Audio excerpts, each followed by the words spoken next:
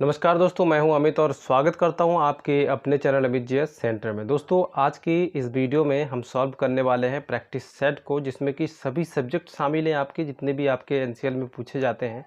ठीक है, तो आपको इसको हल करना है। हल करके आप अपना मूल्यांकन खुद कीजिए कि आपकी तैयारी कितनी है। ठीक है, यहाँ पे मैंने जो क्वेश्चन उठाए हैं उसका जो लेवल है उसके हिसाब से मैंने यहाँ पे क्वेश्चन सिलेक्शन किया है। ठीक है, तो आप इस प्रैक्टिस सेट को ईमानदारी से करिएगा। ठीक है, और इसको करके अपने स्कोर को मुझे कमेंट में ज़रूर बताइएगा कि आपके स्कोर कितने आ रहे हैं। और नहीं करना चाहते तब भी कोई नहीं, वीडियो को लाइक ज़रूर कर दीजिएगा। अगर आप हमारे चैनल पर पहली बार आएँ तो हमारे चैनल को प्लीज़ सब्सक्राइब जरूर कर लीजिएगा, साथ ही नोटिफिकेशन बेल को भी प्रेस कर लीजिएगा।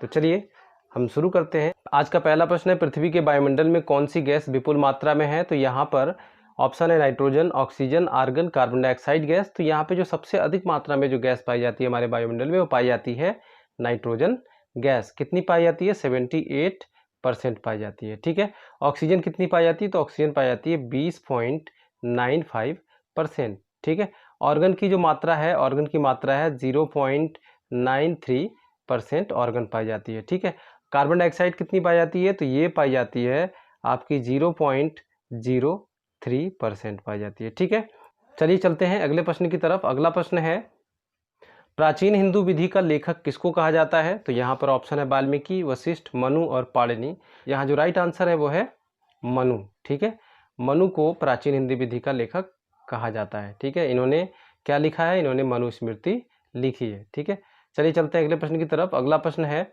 भारत का राष्ट्रपति सदस्य है, किसका सदस्य होता है? लोकसभा, राज्यसभा, किसी विधानसभा का, या इनमें से कोई नहीं? तो यहाँ पर दोस्तों कौन सा राइट आंसर होगा यहाँ पर? तो यहाँ पर जो आंसर है वो है ऑप्शन नंबर 4, इनमें से कोई नहीं। ठीक है, जो भारत का राष्ट्रपति होता है वो न लोकसभा का सदस्य होता है, ना ही राज्यसभा का, ना ही किसी विधानसभा का। ठीक है, लेकिन उसके पास जो योग्यता होनी चाहिए राष्ट्रपति बनने के लिए, तो वो लोकसभा का सदस्य बनने की योग्यता उसके पास होनी चाहिए। ठीक है, तभी वो भारत का राष्ट्रपति बन सकता है। ये किस में कहा गया है? अनुच्छेद 58 में कहा गया है। ठीक है, चलिए चलते हैं अगले प्रश्न की तरफ। प्रश्न है, वो कौन सा प्रथम भारतीय था जो ब्रिटिश संसद के लिए निर्वाचित हुआ था? तो यहाँ पे जो राइट आंसर है वो है दादा भाई नौरोजी। ठीक है, ये उदारवादी दल के ओर से 1902 ईस्वी में ब्रिटिश संसद के लिए चुने गए थे। ठीक है, यानी कि कौन से दल के थे? उदारवादी दल के थे। अगला प्रश्न देखते हैं। अगला प्रश्न है, नंदा देवी चोटी किस भारतीय राज्य में स्थित है? तो ऑप्शन है उत्तराखंड, हिमाचल प्रदेश, सिक्किम और अरुणाचल प्रदेश। तो इसका जो राइट आंसर है उत्तराखंड में स्थित है। ठीक है, अच्छा तो अब जान लेते हैं उत्तराखंड के बारे में। उत्तराखंड का कैपिटल क्या है? देहरादून। सीएम कौन है? त्रिवेंद्र सिंह रावत। और गवर्नर कौन है? बेबी रानी मौर्य है। ठीक है, अगला प्रश्न देखते हैं। अगला प्रश्न है, जनजाति को इंगित करने के लिए पहली बार आदिवासी शब्द का प्रयोग किसके द्वारा किया गया? ठीक है, तो सबसे पहले जनजाति शब्द का प्रयोग किसने किया था? तो वो किया था ठक्कर बाबा ने। ठीक है, चलिए चलते हैं अगले प्रश्न की तरफ। प्रश्न है, सरसों की मिश्रित खेती किसके साथ होती है? तो यहाँ पर जो ऑप्शन है सूरजमुखी के साथ, मटर के साथ, मक्का के साथ, गेहूं के साथ। यहाँ पर जो राइट आंसर है वो है ऑप्शन नंबर 4, यानी कि गेहूं के साथ। ठीक है, ये दोनों ही फसल रबी की फसलें हैं, इसलिए ये एक साथ इनकी खेती करी जा सकती है। अगला प्रश्न देखते हैं। अगला प्रश्न है मैथ से संबंधित है। प्रश्न है, एक नाव धारा की दिशा में 10 किलोमीटर प्रति घंटा की चाल से जाता है। तो ये धारा बह रही है, ठीक है, और इसी की दिशा में 10 किलोमीटर प्रति घंटे की रफ्तार से एक नाव बहती हुई चली जा रही है। फिर वो वापस वो जो है नाव 5 किलोमीटर प्रति घंटे की रफ्तार से, ठीक है, वापस आती है ना? तो इन दोनों की औसत चाल क्या होगी? मतलब ये दोनों जो चालें हैं इनको मिला के अगर हम औसत चाल निकालें तो क्या होगा? ठीक है, तो चलिए हम इसको सॉल्व करते हैं। यहाँ पर दिया है नाव की दोनों चालें दी हुई हैं। ठीक है, एक जो जाने की और आने की। ठीक है, तो इसके लिए जो सूत्र होता है औसत चाल का, तो वो सूत्र होता है, ठीक है, 2 गुणे एक्स इंटू वाई और एक्स प्लस वाई। एक्स क्या है और वाई क्या है? यहाँ पर दोनों चालें हैं। ठीक है, यानी कि जाने और आने की। ठीक है, तो अब हम यहाँ पर मान रख लेते हैं। 2 गुणे कितना है? 10 गुणे 5 बटे 10 प्लस 5। ठीक है, चलिए हम अगले पेज को देख लेते हैं, रिफ्रेश कर लेते हैं इसको। अब यहाँ पर हमने क्या वो निकाल लिया है, 2 गुणे 10 गुणे 5 सूत्र में रख लिया है, और ये 10 + 5 कितना हो जाएगा, 15 हो जाएगा। ठीक है, अब इस 5 से ये 15 कट जाएगा, 3 आ गया। ठीक है, यानी कि 10 दूनी 20 हो जाएगा, यहाँ पे 20/3 आ रहा है। ठीक है, इसको और सॉल्व करेंगे तो 6.67 किलोमीटर प्रति आवर जो है उत्तर आ जाएगा। ठीक है, यहाँ पर ऑप्शन नंबर 3 जो है वो करेक्ट है, यानी कि 6.67 किलोमीटर प्रति घंटे की रफ्तार से जो है इसकी जो औसत चाल होगी, किसकी, नाव की। ठीक है, अब चलिए हम चलते हैं अगले प्रश्न को देखते हैं।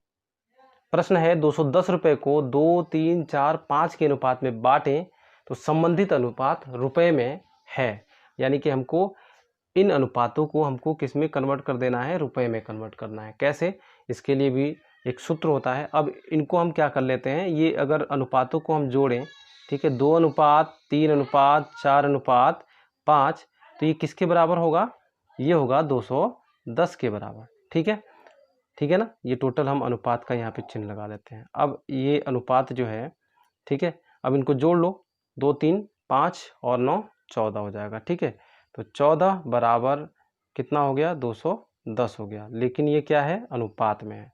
तो एक अनुपात का मान कितना निकल आएगा, 1 का, तो 210 बटे कितना, 14। अब इसको हम काटेंगे तो आंसर निकल के आएगा, भाग करेंगे तो कितना आएगा, 15 आ जाएगा। ठीक है, अनुपात 1 का मान कितना आ जाएगा, 15 आ जाएगा। तो अब हम क्या करेंगे, दो अनुपात, ये अनुपात यहाँ पे जो लिखा है, ठीक है, दो का मान कितना हो जाएगा, अगर अनुपात 1 का मान 15 है तो 2 का मान कितना हो जाएगा, तो 2 का मान हो जाएगा 2 गुणे 15 यानी कि 30। ठीक है, 3 का मान हो जाएगा 15, 3 गुणे 15 यानी कि 45। 4 का मान हो जाएगा 4 गुणे 15 यानी कि 60, और 5 का मान हो जाएगा बराबर 5 गुणे 15 बराबर कितना हो जाएगा, 75। ठीक है, तो यहाँ पर अब वैल्यू देखो, 30, 45, 60 और 75 कौन से ऑप्शन में मिल रहा है, 30, 45, 60 और 75 ऑप्शन नंबर 2 में मिल रहा है हमको। ठीक है, तो यहाँ पे ऑप्शन नंबर 2 जो है करेक्ट है। चलिए अब चलते हैं अगले प्रश्न की तरफ। यदि दो संख्याओं का गुणनफल 3026 तथा 989 है तो उनका मौसा क्या होगा। दोस्तों आप लोगों को ये सूत्र पता ही होगा कि लौसा गुणे मौसा बराबर क्या होता है, मौसा बराबर होता है कितना, दो संख्याओं का गुणनफल। ठीक है, दो संख्याओं का गुणनफल। ठीक है, अब इसी सूत्र में हमको इनको रखना है। ठीक है, चलिए इसको क्लियर कर लेते हैं, क्लियर करके फिर हल करते हैं।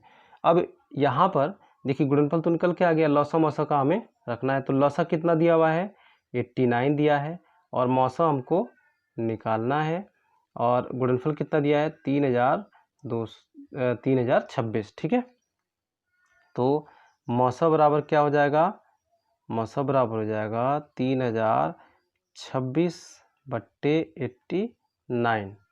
ठीक है, तो यहाँ पर अब इसको हम काटेंगे तो इसका जो आंसर निकल के आएगा कितना आ जाएगा, यहाँ पर भाग करेंगे हम तो 34 आंसर निकल के आ जाएगा। ठीक है, तो चलिए यहाँ पर ऑप्शन नंबर कौन सा सही है, टिक लगा लेते हैं, ऑप्शन नंबर 1 34 आंसर इसका। ठीक है, आशा करता हूँ कि ये समझ में आ गया होगा। चलिए अगले प्रश्न को देखते हैं। प्रश्न है, एक तस्वीर में एक आदमी की ओर इशारा करते हुए अनीता ने कहा कि उसकी माँ की इकलौती बेटी मेरी माँ है। अनीता उस आदमी की क्या लगती है। ठीक है, तो अब हम यहाँ हल कर लेते हैं। ठीक है, तो ये अनीता हो गई, और ये हो गया, हम लिख लेते हैं मैन। ठीक है, अब अनीता ने इस आदमी की तरफ इशारा करते हुए कहा, ठीक है, क्या कहा कि इस आदमी की जो माँ है, ठीक है, मॉम लिख लेते हैं। ठीक है, इसकी माँ की इकलौती बेटी, ठीक है, इकलौती बेटी क्या है, इसकी माँ है। ठीक है ना, इसकी माँ है। तो इस आदमी में और इसमें क्या रिलेशन है, तो इसमें है क्या है, बहन। ठीक है, ये जो माँ है इसकी इस आदमी की बहन लगेगी। ठीक है, तो इस अनीता में और इस आदमी में क्या रिलेशन होगा, अनीता की माँ अगर ये है और अनीता की माँ इस आदमी की बहन है तो अनीता और इसमें क्या संबंध है, तो मामा भांजी की। ठीक है, तो यहाँ पे जो राइट आंसर होगा क्या होगा, भांजी। ठीक है, चलिए चलते हैं अगले प्रश्न की तरफ। प्रश्न है, निम्नलिखित को क्रमानुसार सजाने पर द्वितीय स्थान पर कौन होगा। ठीक है, तो यहाँ पर शब्द दिए हुए हैं। ठीक है, ये वस्त्र है, कटाई है, सिलाई है, कमीज है। ठीक है, तो इनको हम क्रम के अनुसार सजाते हैं। ठीक है, तो सबसे पहले क्या होता है, वस्त्र लेते हैं हम। ठीक है, जब हम सिलाई के लिए कपड़ा लेते हैं तो सबसे पहले हम वस्त्र लेते हैं। वस्त्र को लेके जाते हैं हम किसके पास, टेलर के पास जाते हैं। तो टेलर क्या करता है, काटता है उसको, फिर उसकी क्या करता है, सिलाई करता है, उसके बाद कमीज बनाकर हमको दे देता है। ठीक है, यहाँ तो ऑलरेडी ये क्रम के अनुसार ही लगे हुए हैं। तो आपको बताना था कि द्वितीय स्थान पर कौन होगा, तो द्वितीय स्थान पे कौन होगा, ऑप्शन नंबर 2 कटाई होगा। ठीक है, चलिए अगले प्रश्न को करते हैं। अगला प्रश्न है, सबसे उपयुक्त विकल्प चुने, कोल्ड स्टोरेज में संरक्षित फल लंबे समय तक चलते हैं क्योंकि। भाई कोल्ड स्टोरेज में हम कोई सब्जी या फल रखते हैं तो वो लंबे समय तक क्यों टिके रहते हैं, क्यों सही रहते हैं, क्योंकि यहाँ पर ऑप्शन दिया हुआ है, फल अंधेरी जगह में रखे जाते हैं। भाई अंधेरी जगह में रखे जाते हैं, हाँ चलिए रखे जाते हैं, लेकिन रीज़न क्या है, रीज़न नहीं पता चला हमें। फल अधिक नमी के संपर्क में आते हैं, भाई अधिक नमी के संपर्क में आते हैं, यहाँ पे भी हमें रीज़न नहीं पता चला। फलों की श्वसन दर में कमी आ जाती है। ये जो ऑप्शन है आपका, ये वाला ऑप्शन है, ये करेक्ट होगा। ठीक है, क्योंकि फलों की जो श्वसन दर है, श्वसन दर में कमी आ जाती है, जिसके कारण से क्या होता है, फलों की जो ऊर्जा है वो बची रहती है और अपने आप को क्या प्रिजर्व करके फल रखे रहती है, यानी कि फल जो है सुरक्षित रहते हैं, ज़्यादा दिनों तक सुरक्षित रहते हैं। ठीक है, अगर श्वसन दर वही तेज़ी के साथ में होता तो उसके अंदर की जो ऊर्जा थी ख़त्म हो जाती और वो फल जल्दी सड़ जाता। ठीक है, चलिए चलते हैं अगले प्रश्न की तरफ। प्रश्न है, एक आदमी का मुख पूर्व की ओर है, यदि वह घड़ी के विपरीत दिशा में 270 अंश घूमता है, अब उसका मुख है। ठीक है, 270 अंश घूमने के बाद उसका मुख किधर हो जाएगा। ठीक है, अभी तो प्रेजेंट टाइम में क्या है, उसका मुख पूरब की तरफ है। ठीक है, चलिए हम एक यहाँ पे लाइन के द्वारा समझ लेते हैं। ये क्या है, पूरब है, ये उत्तर है, ठीक है, ये पश्चिम है, ये दक्षिण है। ठीक है, अब इधर को मुंह करके कोई आदमी खड़ा है। ठीक है, किधर को, इधर को, है ना, इधर को मुंह करके आदमी खड़ा है। ठीक है ना, अब बोला है कि अपने घड़ी के विपरीत दिशा में। ठीक है, घड़ी किधर को चलती है, घड़ी किधर को चलती है, ऐसे घूमती है। ठीक है, इधर को घूमती है ऐसे, लेकिन उसके विपरीत दिशा में, यानी कि हमको घूमना किधर है, आदमी किधर घूमेगा, इधर घूमेगा। ठीक है, तो उसके विपरीत दिशा में 270 अंश, तो यहाँ से मुंह तो इधर है इसका आदमी का, अब यहाँ से ही घूमना शुरू करता है, यानी कि अपनी जगह पे खड़े खड़े गोल गोल घूमता है और यहाँ से घूमता है, यहाँ जाता है और 270 अंश कहाँ पे होगा, यहाँ पे होगा। ठीक है, कहाँ पे होगा, यहाँ तक, क्योंकि ये 90 और ये भी 90 हो रहा है और ये भी 90 हो रहा है। ठीक है, तो 9 3 27 270 अंश हो गया यहाँ तक। ठीक है, तो अब उस व्यक्ति का जो मुख होगा किधर को होगा, इधर को होगा। ठीक है, यानी कि दक्षिण की तरफ होगा। ठीक है, यहाँ पे जो राइट आंसर है क्या है, दक्षिण की ओर है। अगला प्रश्न देखते हैं। प्रोटीन की इकाई है glucose, fructose, amino acids, nucleotide, तो यहाँ पे जो राइट आंसर है वो है अमीनो एसिड। अगला प्रश्न देखते हैं। हिंदी के प्रथम गद्यकार के रूप में किसे जाना जाता है, तो यहाँ पे जो राइट आंसर है वो है लल्लू लाल को। ठीक है, अगला प्रश्न देखते हैं। गोदान किसकी कृति है, तो यहाँ पर जो राइट आंसर है वो है प्रेमचंद। ठीक है, ये प्रेमचंद का एक उपन्यास है गोदान।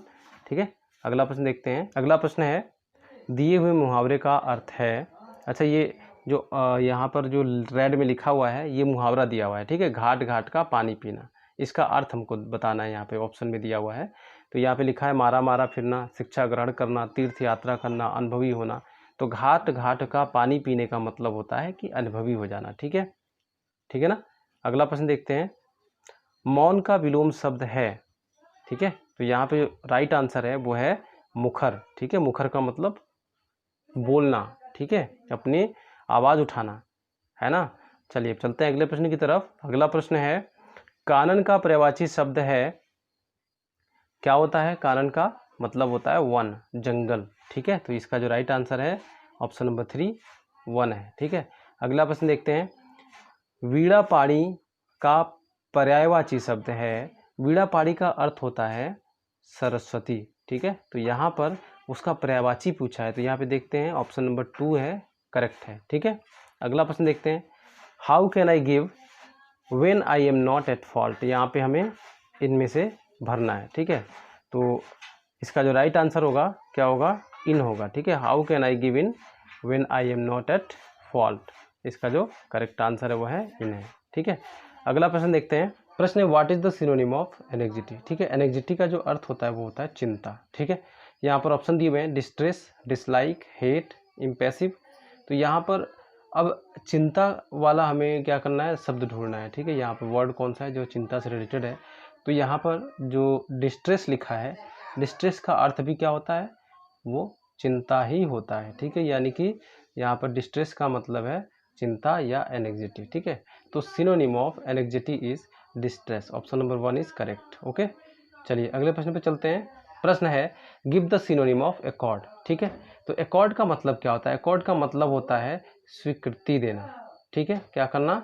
स्वीकृति देना, या फिर कह सकते हैं हम क्या करना? एग्री करना। ठीक है, या फिर कह सकते हैं हम अलाउ करना। ठीक है, सब ये सारे क्या है? सेम वर्ड है। ठीक है, यानी कि सिनोनिम्स है। तो यहाँ पे जो राइट आंसर है वो क्या है? Allow is correct answer. ठीक है, अगला प्रश्न देखते हैं। अगला प्रश्न है give the antonym of absolute. Absolute का अर्थ होता है अपने आप में पूर्ण होना। ठीक है, क्या होना? पूर्ण होना। तो यहाँ पर ऑप्शन देखिए, ऑप्शन दिया है लिमिटेड, डेट, मॉडर्न, प्रेजेंस। ठीक है, प्रेजेंस यानी कि उपस्थित, और मॉडर्न यानी कि आधुनिक, डेड मीन्स मृत। ये यहाँ पे लिमिटेड का अर्थ है क्या है? यहाँ पे लिमिटेड का अर्थ यहाँ पे लिमिटेड है अपरिपूर्ण, या फिर कह सकते हैं एक सीमा में बंधा हुआ। ठीक है, लिमिटेड। तो इस पूर्ण को यानी कि एब्सोल्यूट का यहाँ से जो संबंध बन रहा है एब्सोल्यूट और लिमिटेड का, ये एक दूसरे के एंटोनिम्स हो गए। ठीक है, तो यहाँ पे ऑप्शन नंबर 1 जो है करेक्ट आंसर है। ठीक है, उम्मीद करता हूँ कि ये वीडियो पसंद आई होगी। वीडियो पसंद आई हो तो वीडियो को लाइक कर दीजिएगा, शेयर कर दीजिएगा। साथ ही अगर आप हमारे चैनल पे पहली बार आए हैं तो हमारे चैनल को सब्सक्राइब कर लीजिएगा, नोटिफिकेशन बेल को भी प्रेस कर दीजिएगा, ताकि आने वाले हर एक इम्पोर्टेंट वीडियो का नोटिफिकेशन आप तक पहुँचता रहे। ठीक है, तो मिलते हैं अगली वीडियो में, तब तक के लिए बाय बाय, टेक केयर, जय हिंद।